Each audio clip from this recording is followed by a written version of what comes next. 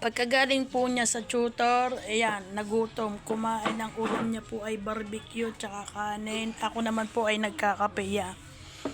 Kamusta ang tutor mo, kuya? Okay lang po. Ano ang binasa niyo sa tutor today? Sinulat ko po. Okay. Napagod ka? Po. Gutom ka? Nagutom sa tutor? Opo. Yan. Gutom daw siya yan. Kumain po siya yan. Guys, barbecue and kanin. Ano naman masasabi mo sa tutor mo? Thank you.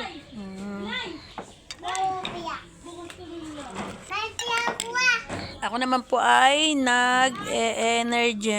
Energy lang dahil maulan-ulan. Yeah, madilim, makulimlim, maulan-ulan.